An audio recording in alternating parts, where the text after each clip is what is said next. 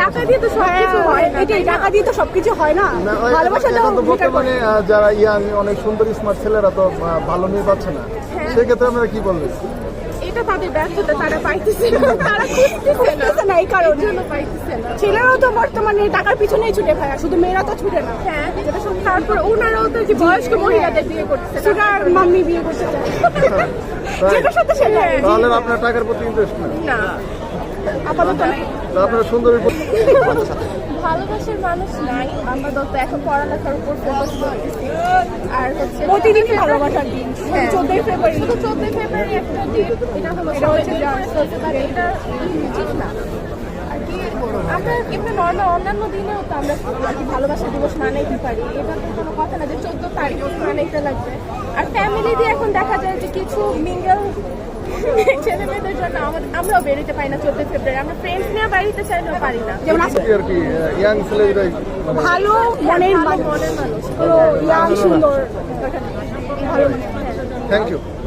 তো আপনি 14 ফেব্রুয়ারি নিয়ে কিছু বলবেন? আপনাদের কি ভালোবাসার মানুষ আছে? এটাকে কেন স্পেশাল হিসেবে দেখেন? এটা বলতে পারি না, কারণ স্পেশাল ভাবে আমরা কখনো মানি না। আর আমরা যদি বেরোই তো হয়নি ভাইয়া, এর জন্য হয়তো স্পেশাল লাগছে না। আগে হোক ওরকম স্পেশাল পারসন। আপনার কি ইচ্ছা আছে স্পেশাল মানুষ হবে এরকম কিছু? আপাতত নাই ভাইয়া, হালাল ভাবে হবে, হালাল ভাবে একদম ইনশাআল্লাহ ফিউচারে দেখা যাবে। মুস্তাক তিশার মতো? নো, কথায় কথায় মুস্তাক আর তিশা কেন আসছে যে এতগুলো মানুষ থাকতে? হ্যাঁ, আমরা এখানে অন্যান্য মানুষদের মতো আসতে পারি।